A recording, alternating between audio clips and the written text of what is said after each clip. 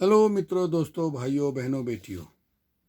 नारी शोषण के पोषक राम निवास निस्वार्थ क्या कहते हैं?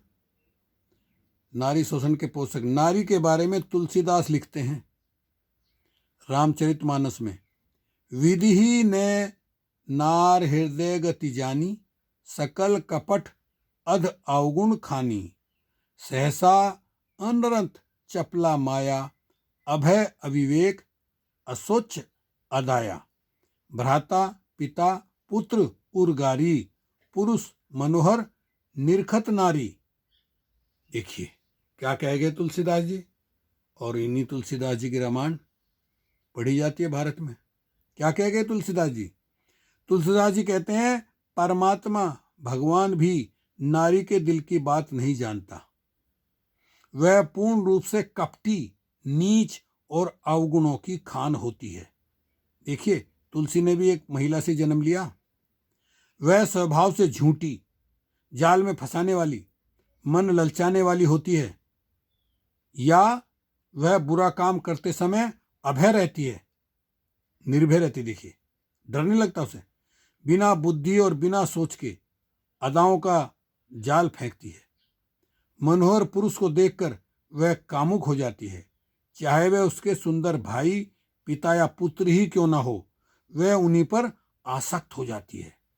कौन है इस देश में वो महिला जो तुलसीदास के रामचरितमानस में आग लगा दे? है कोई ऐसी बहादुर महिला? क्या कह गया देखिए तुलसी महिलाओं को। इससे बुरी बात, इससे ज्यादा अपमान महिला का कौन कर सकता है? और उसी तुलसीदास की रामायण को आप पढ़ते हैं। रामायण अगर आपको पढ़नी है तो Gita printing press, Gita Gorakhpur printing press की वाल्मीकृत रामायण दिल्ली में मिल जाएगी, चावड़ी बाजार में। इतनी मोटी किताब, इतनी बड़ी, 100 रुपये में मिल जाएगी। लाइए, उसे पढ़ जाइए शुरू से आखिर तक, तो आपको पता चल जाएगा कि तुलसी तो बाद में हुआ, वाल्मीकि ने तो कब लिख दी थी रामायण। उसको पढ़िए आप, उसमें आपको सच्चाई पढ़ने को मिलेगी और आप खुद कहेंगे हमें तो पता ही नहीं था। उसी वाल्मीकि रामायण में मैंने पढ़ा उत्तराखंड, जिसमें राजा रामचंद्र ने जंगलों में तपस्या कर रहे शंबुक, धीवर जाति से शंबुक ऋषि, वो खुद भी भजन करते थे, मेडिटेशन करते थे, औरों को भी सिखाते थे।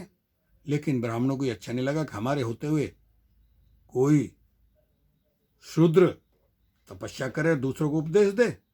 राजा रामचंद्र को भड़का दिया। बताइए कैसे कहें कि वो अंतर्यामी थे, भगवान थे। उनके कहने में आकर के जंगलों में गए, ढूंढा और उनकी गर्दन काट दी। भाई तुम शूद्र हो, तुम्हारा काम तपस्या करना नहीं, सेवा करना है। ये कह रहे हैं राजा रामचंद्र जी।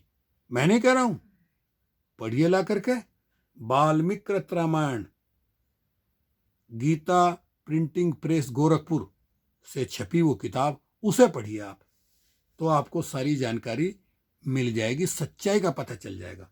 और ये भी पता चल जाएगा कि रामायण कब लिखी गई। देखिए, तो ये है कड़वी सच्चाई। ओके, शुक्रिया, धन्यवाद। तलोएगो, फिर मिलेंगे, मिलते रहेंगे।